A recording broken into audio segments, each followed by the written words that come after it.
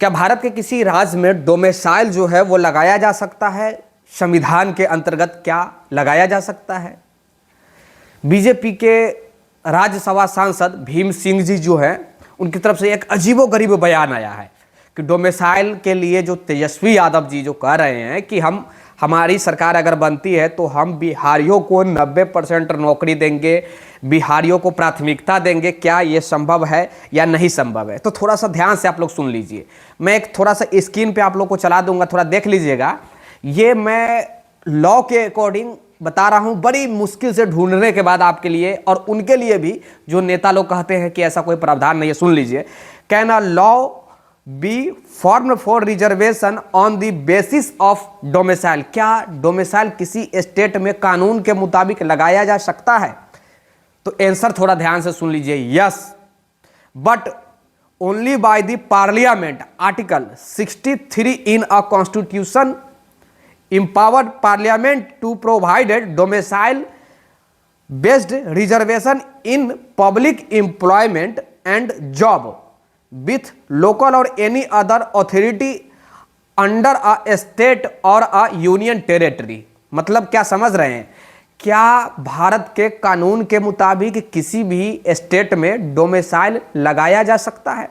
तो आपने आंसर सुना, यस, यस लगाया जा सकता है। लेकिन इसके पीछे बहुत बड़ा कारण है।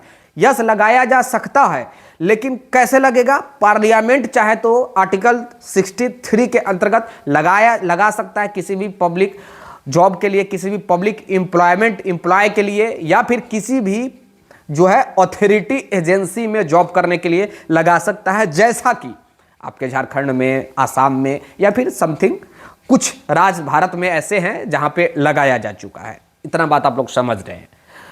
अब हम आते हैं मुद्दा के ऊपर, डोमिसाइल मुद्दा के ऊपर।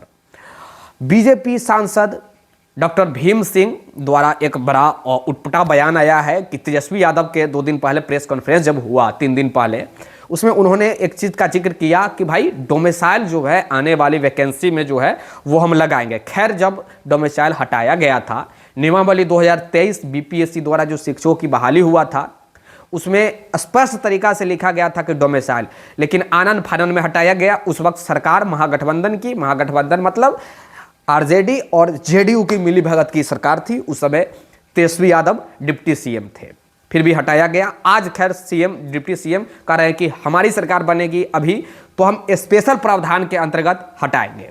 अब देखिए स्पेशल प्रावधान क्या होता है। किसी भी स्टेट को कोई पावर नहीं है कि भैया वो लगा सके डोमिसाइल 100%, बस आप इतना मान के चलिए। लेकिन हाँ, अगर वो पार्लियामेंट से चाहे तो लगवा सकता है, आर्टिकल 63 के अंतर्गत लगवा सकता है, एक लिमिटेशन तय करवा सकता है। जैसा कि तेजस्वी यादव का बयान है कि भाई हम 90% बिहारियों को प्राथमिकता देंगे, 90% केवल बिहारी ही नौकरी करेंगे आने वाले बिहार में जो भी नौकरी होगा उसमें। ये मैं नहीं, बिहार के जो नेता प्रतिपक्ष तेजस्वी यादव जी है जो कि आरजेडी से हैं, उनके कहना है। लालू प्रसाद यादव जी के छोटे सुपुत्र हैं। अब इस प्रकार का जो बेतुका बयान आया है इस बीजेपी के सांसद महोदय के द्वारा, मैं उनसे एक चीज ये स्पष्ट तरीका से पूछना चाहूंगा, क्या आर्टिकल में ऐसा कोई प्रावधान है या नहीं है? ये बात आपसे मैं पूछना चाह रहा हूं। हमने तो, अब मेरे पास जो भी जानकारी था मैं आपके बीच दे दिया हूं। ये बड़ी ढूंढने के बाद मुझे जानकारी मिला है, जो मैं अभी स्क्रीन वीडियो के स्टार्टिंग में हमने दिखलाया था। क्या ऐसा प्रावधान है या नहीं है? ये आप ही हमको बताइए। क्या आपकी गवर्नमेंट यहां भी है, बिहार में भी है, आपकी गवर्नमेंट सेंट्रल में भी बैठी हुई है, तो आप जब चाहे तब पार्लियामेंट में ये पारित करवा सकते हैं आर्टिकल 63 के अंतर्गत। आप तो वैसे भी राज्यसभा सांसद है, तो जब चाहे तब, क्योंकि आप करना ही नहीं चाहते हैं।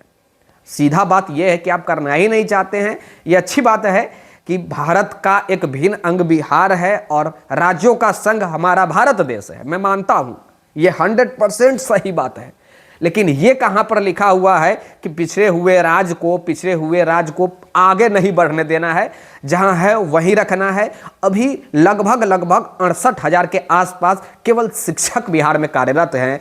अदर स्टेट वाले किस पर, ये मैं केवल बोल रहा हूं एक अनुमानित आंकड़ा के मुताबिक। लेकिन पिछले 2 दिन पहले जो एक आरटीआई के द्वारा जो खुलासा हुआ है उससे ये जानकारी मिला है कि सैकड़ों ऐसे स्टूडेंट है, सैकड़ों ऐसे युवा है, छात्र है, छात्रा है जो गलत डोमिसाइल लगाकर भी एंट्री ले लिए और रिजर्वेशन में भी वो घुस गए।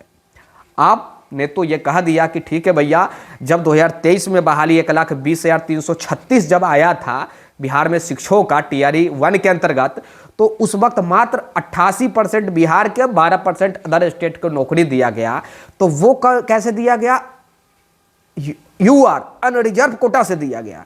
लेकिन अभी जो RTI के द्वारा जो खुलासा हो रहा है कि सैकड़ों की संख्या में लोग रिजर्वेशन का फायदा लिए हैं, अब आप कैसे डेटा एकत्रित करेंगे और कैसे आप बताएंगे, किस मुंह से आप बताएंगे कि आपके बिहार में 2 लाख तो केवल अदर स्टेट वाले ही गलत डोमिसाइल, गलत रिजर्वेशन सर्टिफिकेट, गलत PH सर्टिफिकेट, गलत कास्ट सर्टिफिकेट बनाकर एंट्री ले लिए हैं। आप ये कैसे, किस मुंह से बोलेंगे? वही मुंह से तो आप 88%, 12% बोल चुके हैं। तो मेरा मानना यही है, मेरा कहना स्पष्ट तरीका से यही है, मैं एक लहजे में ही बात कर रहा हूं और शायद ये मंत्री सांसद जी को भी देखनी चाहिए कि आपके पास ऐसा कोई प्रावधान है या नहीं। आप खुद बता दीजिए, एक बार प्रेस कॉन्फ्रेंस कर दीजिए, वीडियो के माध्यम से ही दे दीजिए। सोशल मीडिया का जमाना है, आप सोशल मीडिया पर जिस प्रकार बयानबाजी करते हैं उसी पे आकर दे दीजिए कि भैया ऐसा कोई प्रावधान भारत में है ही नहीं। फिर स्टूडेंट सब आपको वो प्रावधान बताने लगेगा किस आर्टिकल के अंतर्गत लगाया जा सकता है। बिहार सबसे गरीब राज्य है पूरे भारत में, सबसे पिछड़ा राज्य है। एजुकेशन के मामले में देखेंगे तो सबसे निचले पैदान पर है, सबसे नंबर 1 पर केरल है। आप कहते हैं कि एक तरफ बिहार पिछड़ा है, जब इलेक्शन लड़ना होता है तो स्टेज पर चढ़ के आप एक तरफ बयानबाजी करते हैं कि भैया बिहार जो है वो गरीब राज्य है, पिछड़ा राज्य है, शोषित राज्य है, उसको हम ही आगे बढ़ाएंगे। लेकिन जब आपकी सरकार बन जाती है, जब आप विधायक बन जाते हैं, सांसद बन जाते हैं, राज्यसभा सांसद बन जाते हैं, तब आप जाकर कहते हैं कि बिहार में किसी चीज़ की कमी ही नहीं है, इसीलिए ये लागू नहीं हो सकता है।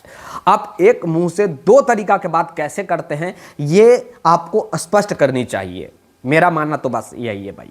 अभी जिस प्रकार का बयानबाजी हुआ डॉक्टर भीम सिंह जो बीजेपी के राज्यसभा सांसद हैं उनके द्वारा, ये बड़ी शर्म की बात है कि एक सांसद, राज्यसभा सांसद होकर इस प्रकार का अगर बयानबाजी करते हैं कि तेजस्वी यादव जो है, या फिर किसी दूसरे पार्टी पक्ष के ऊपर तेजस्वी यादव चाहे किन्हीं के ऊपर टिप्पणी करते हैं कि कोई बहका रहा है, ऐसा कोई प्रावधान नहीं है, नहीं हो सकता है। तो मैं उनसे बस एक ही चीज़ पूछना चाहूँगा, क्या भारत में ऐसा कोई कानून बना है या नहीं बना है जिससे ये इम्प्लीमेंट किया जा सकता है? नहीं तो कुछ एक लिमिटेशन तय किया जा सकता था। ये बात मैं सीनियर एडवोकेट साहब का इंटरव्यू लिया था पिछले समय, उनके द्वारा भी स्पष्ट तरीका से कहा गया था कि देखिए 100% तो नहीं हो सकता है, लेकिन लिमिटेशन तय करना भी कोई बड़ा काम नहीं है, एक लिमिटेशन तय किया जा सकता है। वैसे जब आप विज्ञप्ति जारी करते हैं किसी भी वैकेंसी का, तो आप विज्ञप्ति में अगर स्पष्ट तरीका से लिख देते हैं तो आपको किसी भी प्रकार के उतना दिक्कत नहीं होता है। लेकिन सबसे पहली बात तो आप वो जानबूझकर नहीं लिखते, इसलिए क्योंकि लास्ट में कोर्ट में जाएगा केस और उसके बाद खारिज हो जाएगा। और जो हमारी मंशा थी, जो मैं चाह रहा था, जो मैं चाहता था कि भैया सबको लड्डू थोड़ा थोड़ा बांट दे और सब जगह सुरखुरू का है, वो आपकी मंशा पूरा हो जाती है। तो क्यों आप करेंगे भाई? स्टूडेंटों से मेरा हाथ जोड़कर रिक्वेस्ट होगा, इस वीडियो को ज़्यादा से ज़्यादा आप लोग शेयर करेंगे, चाहे वीडियो को कटिंग करके शेयर कीजिए, वीडियो का लिंक शेयर कीजिए, जैसे भी कीजिए, ज़्यादा से ज़्यादा शेयर कीजिए। आपसे रिक्वेस्ट है, काफ़ी मेहनत के बाद मैं ये ढूंढकर और आपके लिए न्यूज़ लेकर आया हूँ। चलिए जाते जाते कहूँगा एक लाइक कर दीजिए, शेयर कर दीजिए। क्या वाकई में एक लिमिटेशन तय होनी चाहिए या नहीं होनी चाहिए बिहार में? ये बात आप लोग जरूर बताइएगा जाते जाते। मैं अदर स्टेट के स्टूडेंटों से भी पूछ रहा हूँ, क्या होना चाहिए या नहीं होना चाहिए, जरूर आप लोग बताइएगा। सब्सक्राइब जरूर कर लीजिएगा।